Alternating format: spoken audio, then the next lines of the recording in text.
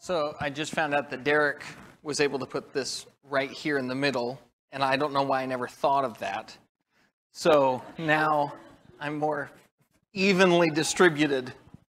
We're going to be starting in chapter 40, and we are going to be finishing the book tonight. So I hope your hair is on fire, because mine is. This is going to be covering a lot of material quickly at a 30,000-foot flyby view, but primarily the topic is judgment. There's going to be a lot of discussion of the judgment of the nation of Israel and of foreign nations that are around the nation of Israel, and then ultimately a judgment of Babylon that they will face down the road as well. So there's a lot of national judgment that shows up in this section of Jeremiah. And so the discussion question to start class is, why is judgment so prevalent in the Bible? And why do we need it? So it's a two-for-one deal. This theme shows up throughout not just Jeremiah, but all the Bible. Why is judgment such a prevalent topic in the Bible? Yes?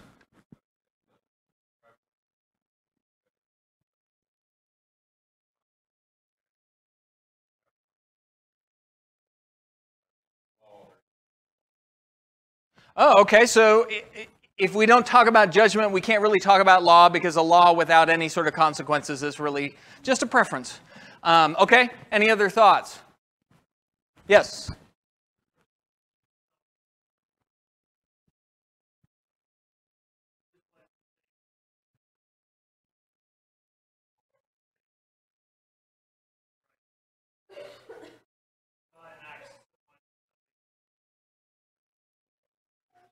So you can't discuss salvation really without, and God's system of salvation from judgment without talking about the judgment aspect of it. The two are coupled together. Yeah.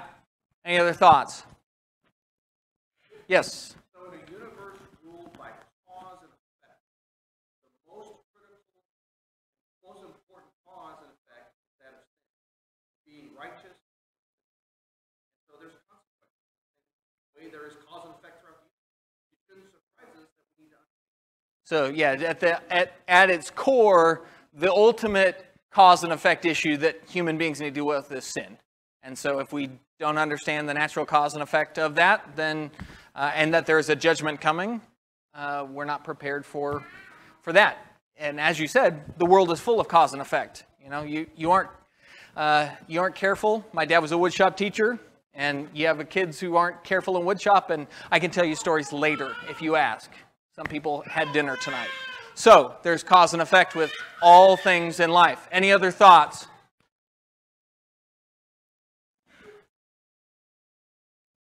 Okay, one other aspect that we might think about with judgment too is you don't want to live in a world without judgment, right? How many people have cried out that the world is corrupt or violent or unfair or bad people are in charge, you know, and there's a frustration that we have as human beings with the world being a place where it oftentimes seems like wrong is winning. We don't want to exist in a world where God doesn't bring judgment at some time upon bad behavior, right? Now, the trick with that sometimes is I like the judgment for those who are oppressing me, but if I'm the oppressor, I'm not so interested in judgment, right? So, but that's not how God works. He's impartial. So all of those ideas, they come together to be a theme throughout the text, not just Jeremiah, but all of the Bible. So as we move into Jeremiah chapter 40, we'll be looking at the judgment of Israel. This is why I put these slides in here, because I forget things otherwise. Okay, next week. Starting next week, this class is over, because we're going to finish Jeremiah or die trying. And then there will be two classes going on. There will be the Hebrews class that is in the back, large classroom. And that is a class taught both on Wednesday and Sunday. So it's a coupled set. So if you are in Hebrews on Sunday, you want to be in Hebrews on Wednesday, or you will only get 50% of the book. And you will be very confused. In the Wednesday class, we'll be out here in the auditorium. I'll be teaching Jesus in Genesis. So we'll be looking at the Old Testament, the book of Genesis in particular, with a focus primarily on Jesus and how he is seen and fits into the picture of Genesis. So that was what I was supposed to say before I got teaching, which of course I forgot to do. Okay, so in chapter 40, Jerusalem at this point has been captured by Babylon. Jerusalem was destroyed by Nebuchadnezzar in 586 BC. 586 BC, that's about 20 years after their siege attacks began. It happened in fits and starts. There were different phases of Babylonian captivity. The first phase being the one that Daniel was taken off in. The second one being the one that Ezekiel was taken off in. And then this third final destruction of Jerusalem that happened in 586 BC. So it's been a 20-year process that all of this has gone on. And then you get to chapter 40 after all of this has happened. And Nebuzaradan, who is the captain of Nebuchadnezzar's bodyguard, comes and turns to Jeremiah and he says, you've got a choice. You can either go to Babylon, and if you want to go to Babylon, we'll take care of you because we like you, because you're the guy who told everybody to surrender. But if you don't, if you want to stay here in the land, we'll let you. You can stay wherever your eye sees, whatever plot of land you want to live in, you plunk yourself down there, and Jeremiah, you can stay. Jeremiah chooses to stay there, and he will remain under Gedaliah, a Babylonian governor. So Gedaliah becomes the governor from Babylon, and Gedaliah tells the people who are left in the land, which includes Jeremiah, and basically the impoverished at this point, who were left in Babylon considered of no value. So imagine, essentially at this point, if you're left behind, it's because Babylon said, not worth it. You're not worth enslaving. So they left them there and said, look, you can live in this land until we bring people in to inhabit it. You can stay in here and live your life. Just no rebelling against Babylon. That's all we ask. So there's a series of events that happen in chapter 40. There's a guy by the name of Ishmael who decides to assassinate Gedaliah, which was a very poor decision, bad life choice. There's a guy by the name of Johanan who will come in and deal with Ishmael and his assassination. But then they have this problem because the governor, there was one rule, right? You can live in this land and you can have a good life, but there's one rule. Don't revolt. Well, they've assassinated that governor, and I'm pretty sure that counts as revolting. So the people under Johanan at that point have to make a decision. Do we stay and try and explain that this isn't our fault and the guy Ishmael was the guy who did it, it wasn't us? Or do you run for your lives and go to Egypt? Jeremiah, they ask him, and you can see this in chapter 40. In fact, you get down to chapter 42 is really where we are at this point. So chapter 41 includes the assassination of Gedaliah. Chapter 42, Johanan and his posse, not a biblical word, but I like saying posse. They turned to Jeremiah down in verse 5, and they said to Jeremiah, may the Lord be a true and faithful witness against us if we do not act in accordance with the whole message with which the Lord your God will send you to us. Whether it is pleasant or unpleasant, we will listen to the voice of the Lord our God, to whom we are sending you, so that it may go well with us when we listen to the voice of the Lord our God. So Johanan says, look, Jeremiah, you tell us what to do. Should we stay here and trust that Babylon will understand we were not part of the revolt? Or should we flee to Egypt? Whatever you tell us to do, Jeremiah, whether it's pleasant or not, we're going to do it. Jeremiah then tells them, stay here in the land. And they do what? They don't listen, they flee, they head out, right? And of course, to add injury to insult, they take Jeremiah and Baruch. If you remember Baruch, he was the guy who Jeremiah dictated things to. They kidnap them. So Johanan kidnaps those two, and they take them to Egypt. So, in short, your life is so much better than Jeremiah's. That is the summary of the entire book of Jeremiah at this point. Because everything this guy has done has been right in the eyes of the Lord, right? He's lived a godly life. He's preached what God has told him to preach. And at every step, the people have ignored what he said.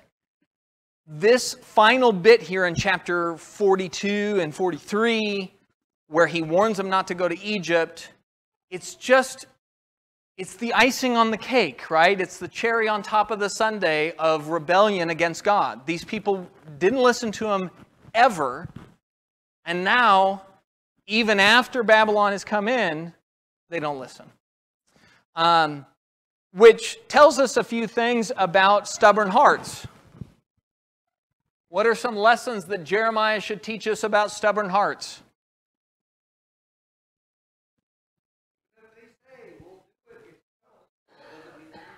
Okay, so one, they lie. Either to you or to themselves or to both, right? Okay, so when there's that hardness of heart, there's lying that goes on.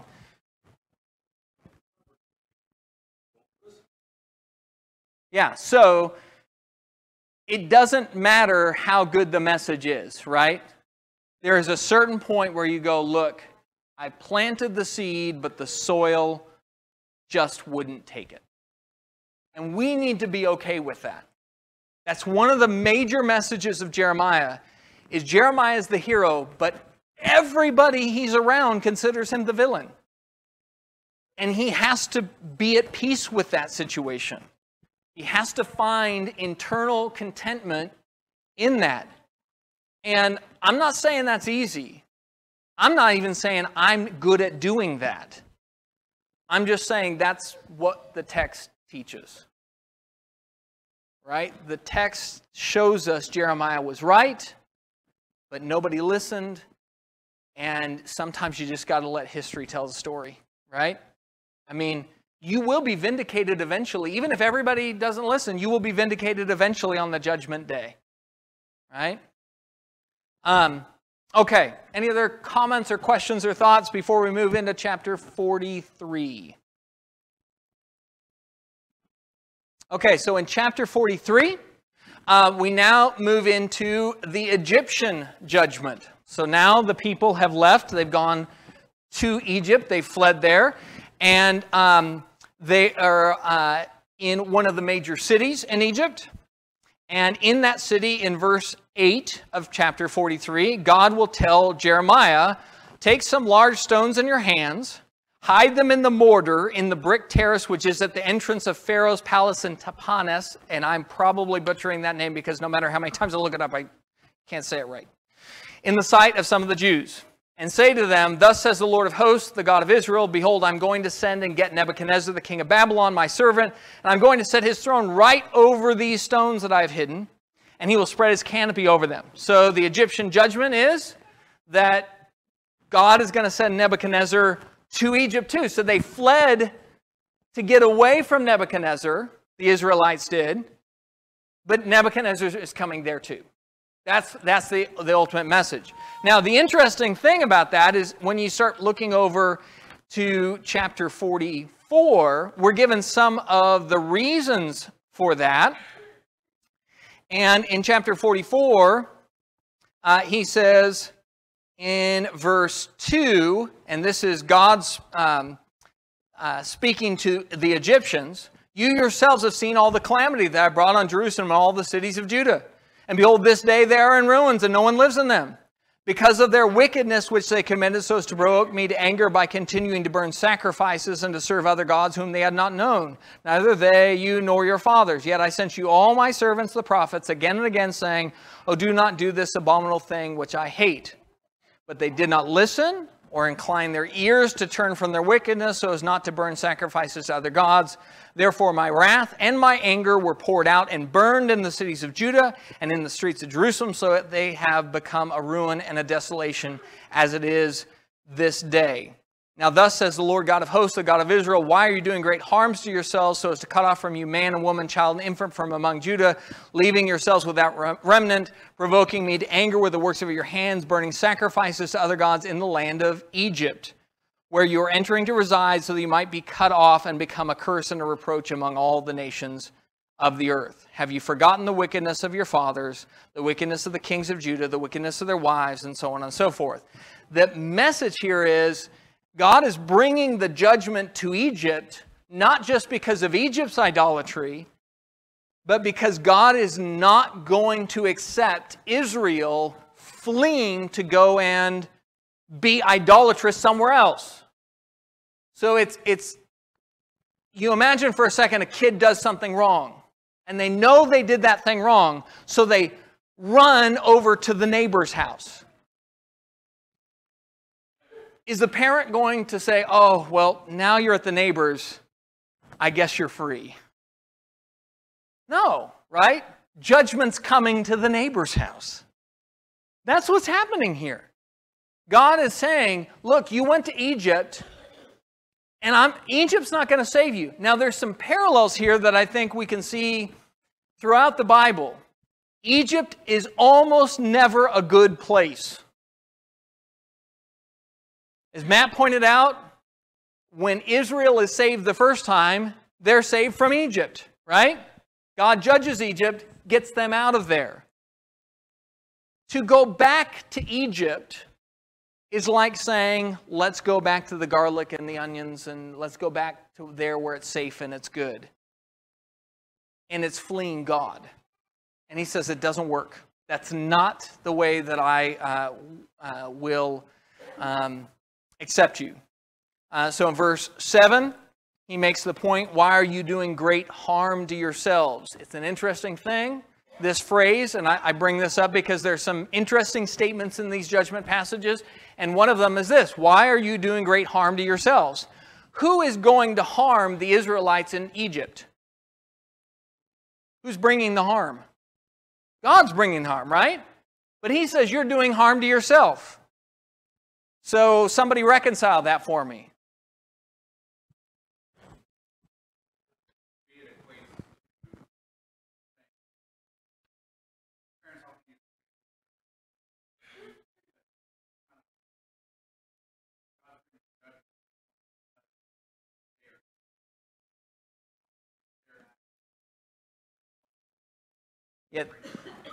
Yeah, so they've put God in a position where if he's going to be the just and righteous God that he is, he has to bring judgment. But he doesn't want to, right? Yeah, absolutely. Any other thoughts?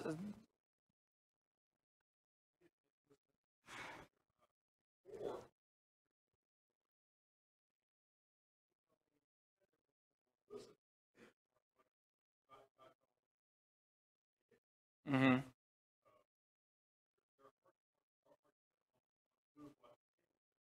Right.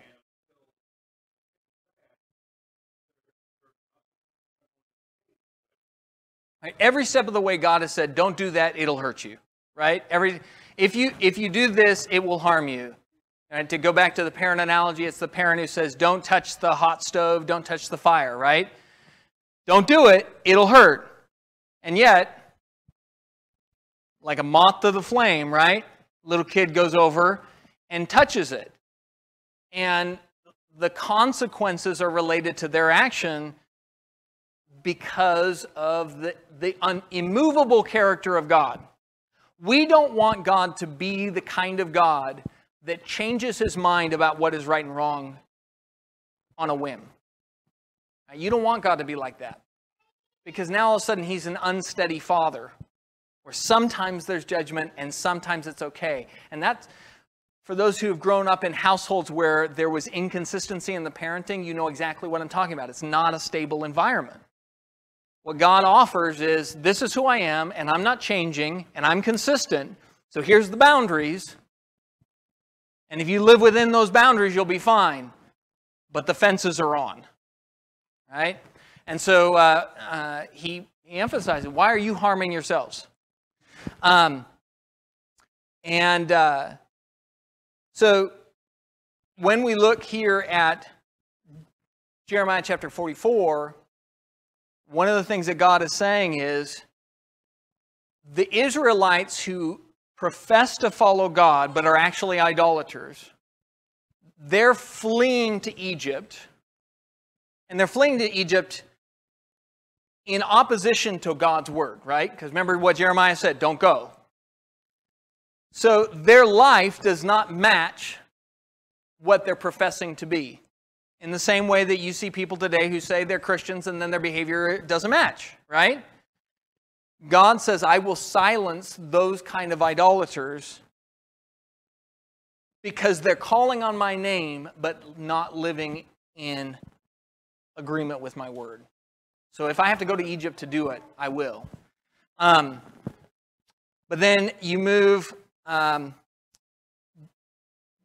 the way down to chapter 46. Okay, so we have this judgment on Egypt. And a lot of this I'm skipping. I understand that. I do recommend you read this on your own. Take the time to do that. But as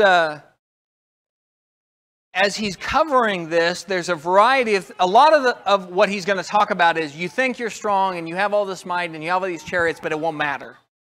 But then you get to some verses like 46 down in verse 28. And here at the very end of all this Egyptian judgment that is falling on the back of Egypt, not just for Egypt's idolatry, but also for the idolatry of the Israelites that are fleeing there. In verse 28, you have the end of this, of all this judgment, this really hopeful phrase. O Jacob, my servant, do not fear, declares the Lord. So this is in reference to Israel. Remember, Jacob and Israel, they're the same. If you go back to Jacob, that was his name. For I am with you. For I will make a full end of all the nations where I have driven you. Yet I will not make a full end of you. But I will correct you properly and by no means leave you unpunished. That is an immensely powerful statement made at the end of chapter 46. Because he's addressing that there is still a distinction between Israel and every other nation that is on the planet. Israel does not get to be wiped out because they're God's people.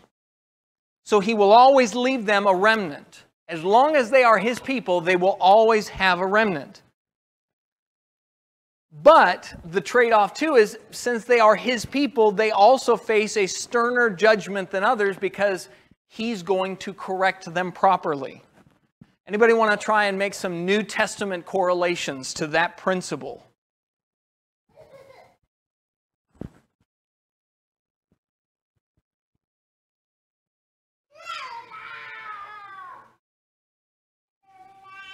Absolutely. That's just right throughout Hebrews.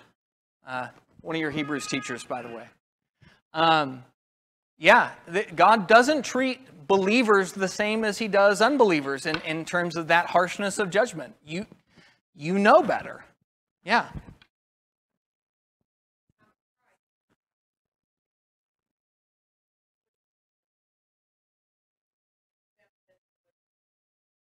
Mm-hmm.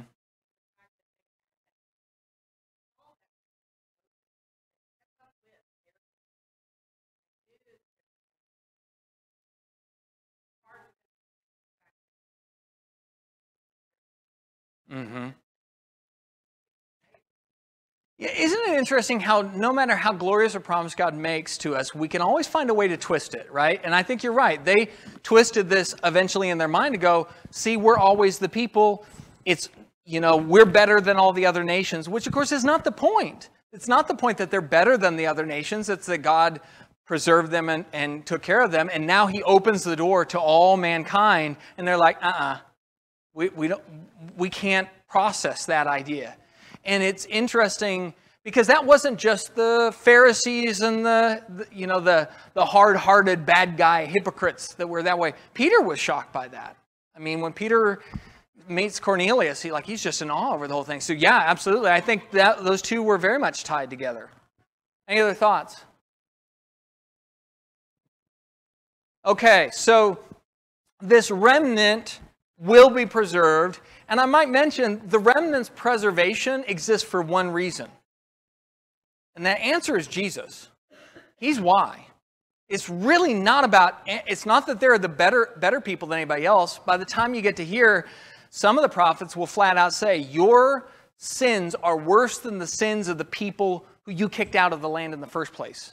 Like you are, and when they kicked them out, God said, I let you kick them out because their sins were full. So I don't know what that means. Your sins are like full and? I mean, it was really awful. So it's not that God is preserving that remnant because they're such a great people. He's preserving because of a promise that he'd made that through the line of Abraham, and then other promises made along the way, including through the line of David, tribe of Judah, line of David, would come the Christ. And so God is going to preserve that, ultimately so you and I could be here. Which, how cool is that? That really, that promise in 46 verse 28, it's not even about them. It's about how God loved all of us. I mean, it's just mind-boggling and should be humbling to us how much effort along the way God has put in to make it possible for you and I to go to heaven and to send Jesus at the fullness of time. Okay. Any other thoughts or comments before we move to chapter 47? Okay, so chapter 47, I have a map up here of Israel and the surrounding nations around it. Chapter 47 begins a series of chapters that cover national judgments on countries around Israel as neighbors. The first one is the Philistines. If you look at the timing of this particular prophecy, it starts in chapter 47, verse 1, that which came as the word of the Lord to Jeremiah the prophet concerning the Philistines before Pharaoh conquered Gaza. Jeremiah is not always chronological. So this section of prophecies against foreign nations are not all necessarily happening at the end after Jerusalem has been destroyed. This particular prophecy actually is referencing an event that would happen about 30 years before Jerusalem fell. So Jeremiah predicted the fall of Philistia by the hands of Egypt. So Egypt would invade the Philistines, get rid of them. And that came to pass about 30 years, or give or take a little bit, before Jerusalem was destroyed. Now I mention that because that's a powerful thing for us. Because one of the things that is said in Jeremiah is, look, if I'm a true prophet, because if you remember, Jeremiah was surrounded by all those false prophets, right? And so Jeremiah would say, hey, look, true prophets you should listen to, false prophets you shouldn't. If a man makes a prophecy and it comes to pass, maybe you should listen to him. Well, guess what Jeremiah did? He prophesied the fall of the Philistines, and then they've got about 25, 30 years to process, hey, remember that guy who said that was what was going to happen? It happened. And now he's telling us, surrender to Babylon. See, God gave them evidence. He gave them breadcrumbs to follow if they were honest about it.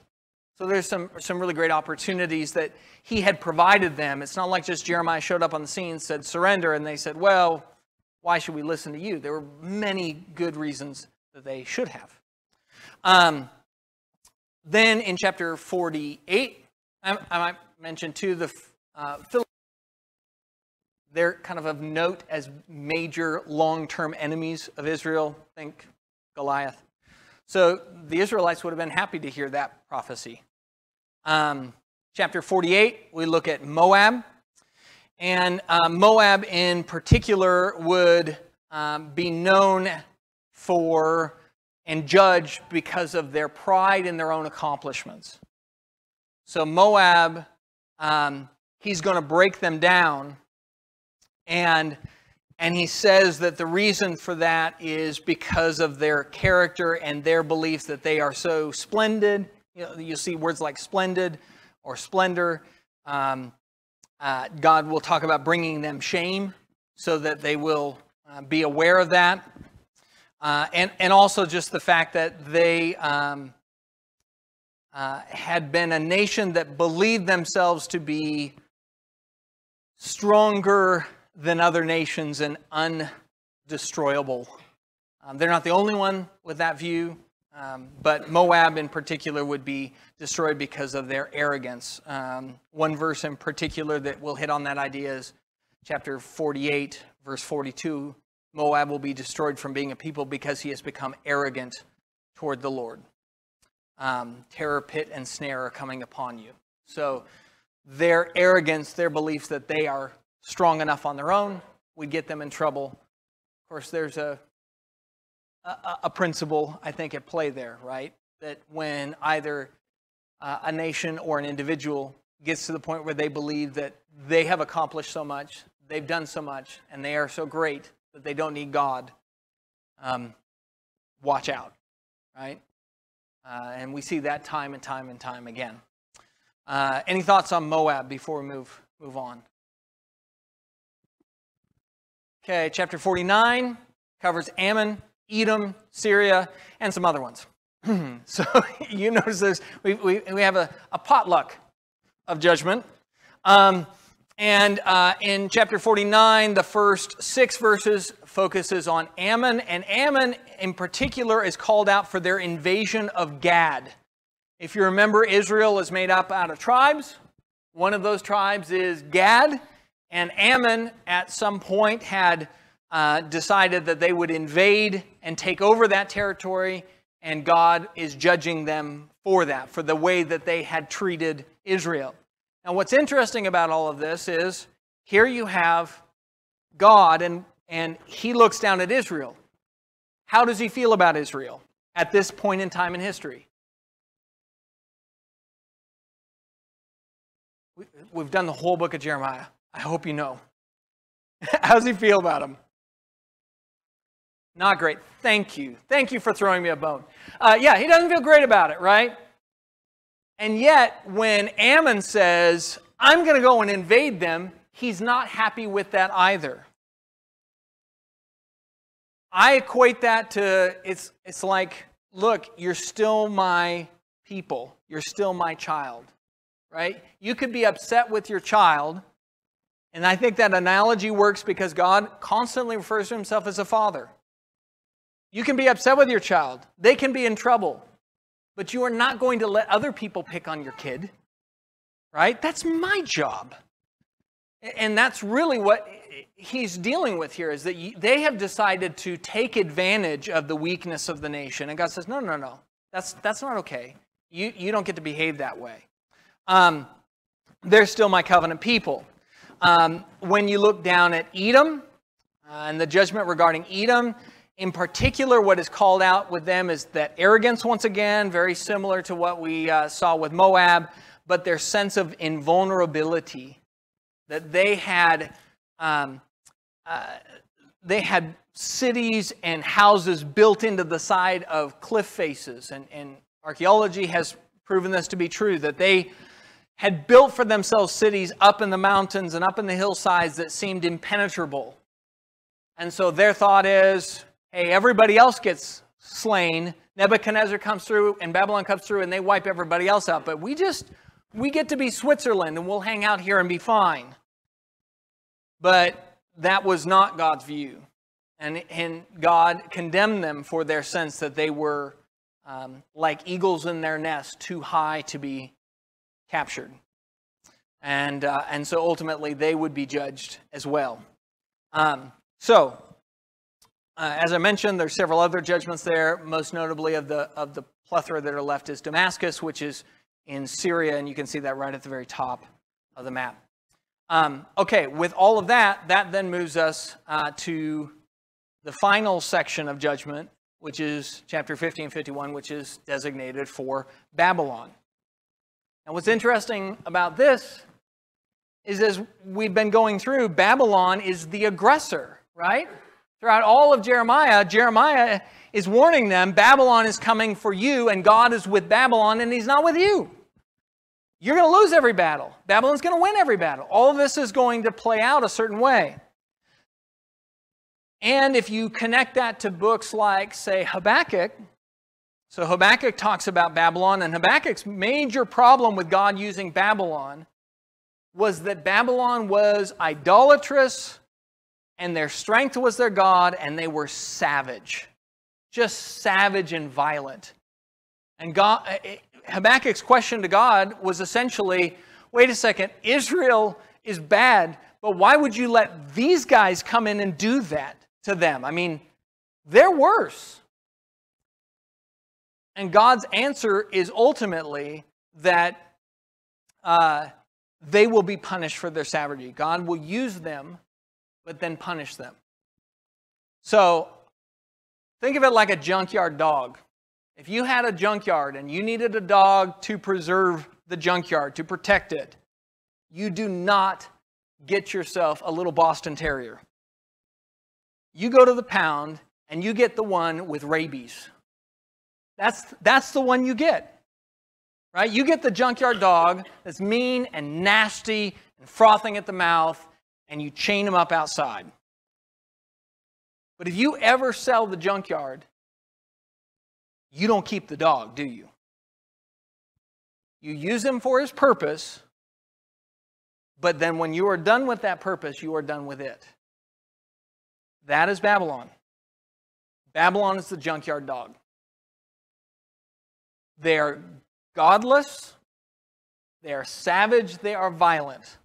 And God will use them to conquer the entire really known world at the time. He will make a giant empire out of them. But ultimately, He will judge them. And if you go to books like Daniel, you see that happening. Because in Daniel, you have Nebuchadnezzar standing up and looking around over his kingdom, and he says, oh, look at this kingdom that I built.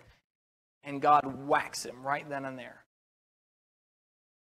Knocks him down to the bottom rung and makes him eat grass like an animal.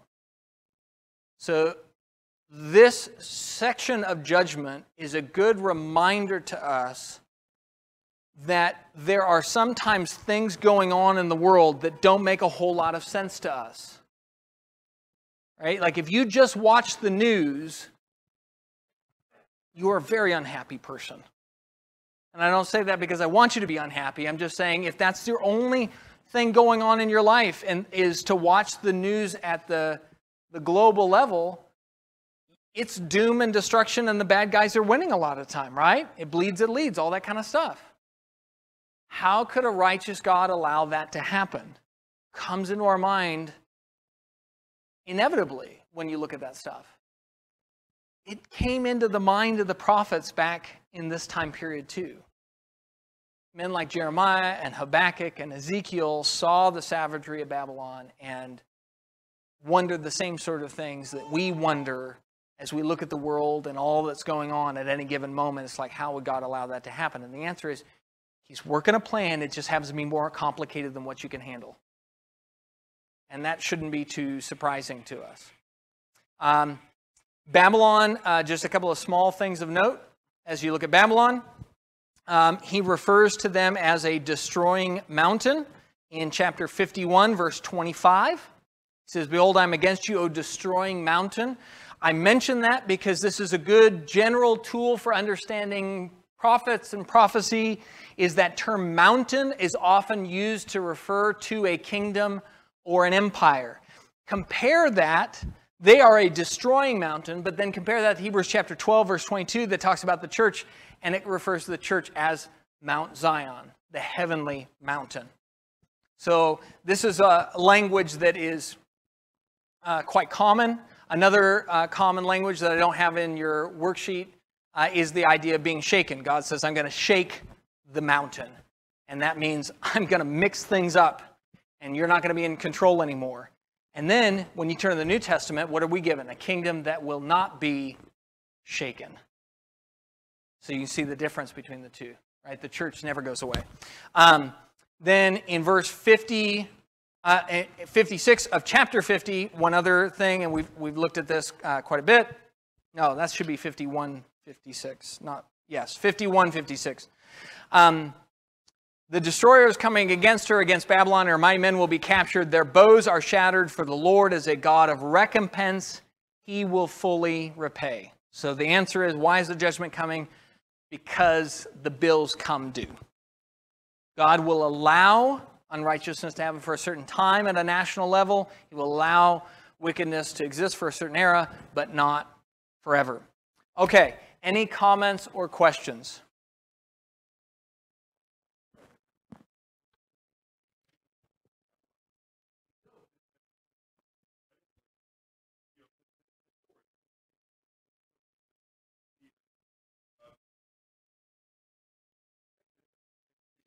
Mm-hmm. Right.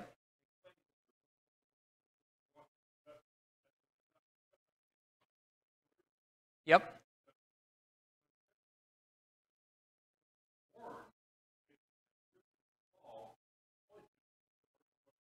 Yep. Yep. Absolutely. We are not really, you probably noticed, there is an extra chapter here at the end, chapter 52. That gives a summary of the fall of Jerusalem. We've been talking about it as we've been going through the book, so I am just essentially going, feel free to read that account on your own, but we're not going to talk about it anymore because we're aware of that. Starting next week, we're going back to the habit of having everybody come back together at the end. And so just a reminder, this is the last time that it is like this. Aaron, do you mind leading us a closing prayer? And then we will be dismissed.